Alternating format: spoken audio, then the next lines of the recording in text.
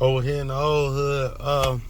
Chicagoland dash cameras was just over here. Well, I don't know when that video was shot, but that's a gas station. They they got drove off the sidewalk. But there's a whole other way behind the gas station.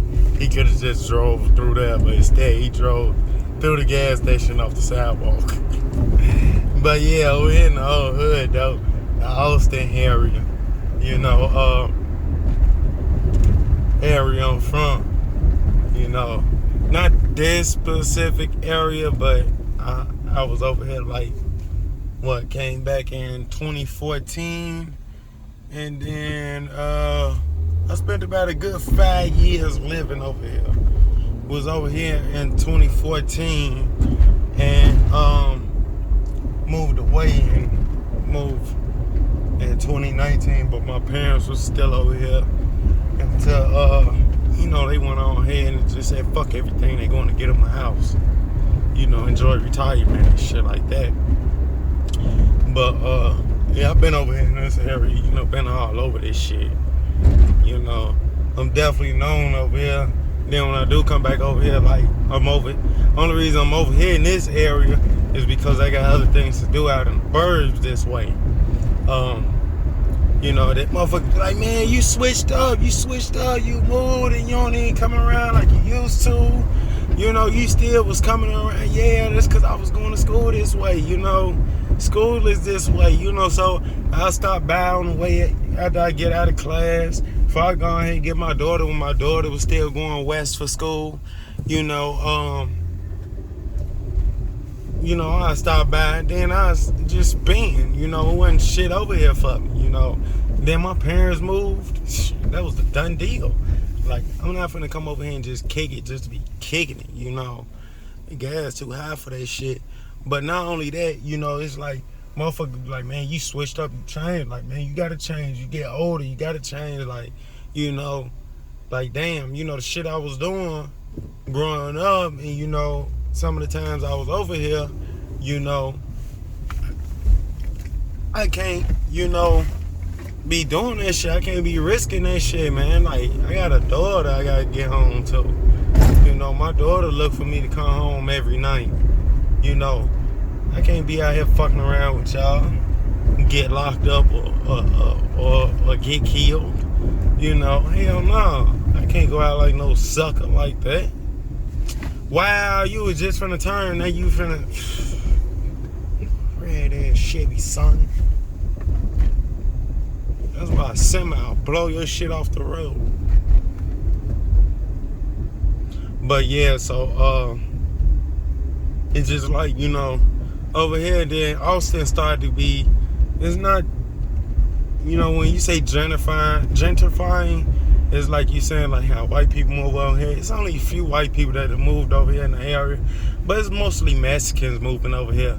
And the reason that is because, you know, and I'm gonna be dead ass honest. I'm about to be dead ass honest, you know, about the Mexicans moving over here because, oh shit, I didn't realize I had the camera down. But I'm finna be dead ass honest.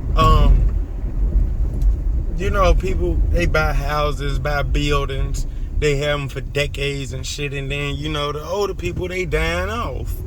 You know, so they leave their kids or the grandkids to build it, and then they don't do nothing but turn into a trap house. Some of them turn into a trap house. Then lawbreaking police run in, seize the building, or they don't pay the taxes on it, or, you know, the crooked ass government come and take it. Or like they might have a little bit left on a mortgage, and they don't pay the rest of that money on the mortgage that's left on the mortgage. So the bank come in, you know, foreclose on the building or on the house. And that's when the Mexicans come in and they scoop it for little or nothing because the bank letting it go for nothing. You know, the bank say, you ain't trying to get us our money. Well, we taking this house, but we don't really want this house, so we put it on the market. And hell, I'm going to be honest with you, some of these Mexicans catching these buildings and houses for 50, 75 grand. You know, You know, so the Mexicans moving over into Austin. Then black people, oh, the Mexicans coming taking over our neighborhoods. Well, if you dumbasses stop when your parents or your grandparents die, if you keep the building up, keep paying the taxes on it, or if it's not completely paid off, you keep up making the mortgage and shit, you know, then you can have it. Or, you know, you keep the building up and don't turn it into a fucking trap house, then you can have it. Or, like, you know, you don't tear the building up, you know, and this is another thing, black people got bad.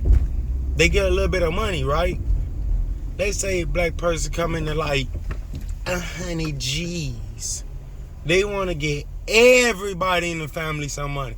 Now I understand you got them relatives that, you know, that looked out for you, that helped you growing up. I don't give a fuck, pick up. I can still get past you. Because I can do things that you won't do. But anyways, you know, if you stop giving everybody in the family some fucking money and just get the ones that was there for you some money and stop fucking going out trying to buy designer clothes and all these fucking foreign ass cars that ain't gonna do shit but break. You know, stop trying to be flashy for some broke motherfuckers in the hood. Then maybe you can keep the building or get a building and have something. But let me be honest with you, black people, a lot of us, we got our priorities fucked up, some of us. You know, it's just like motherfuckers go buy a Trackhawk or a Scat Pack and shit, and they still be renting. Like, bro, get your fucking house. Then get that shit. What you spend on a Trackhawk or a Scat Pack, you can get you a decent house with a garage and everything. But I don't know. Either way, drop y'all comments below. Stop the snitching. Stay dangerous. Like, comment, subscribe. I'll catch y'all in the next one.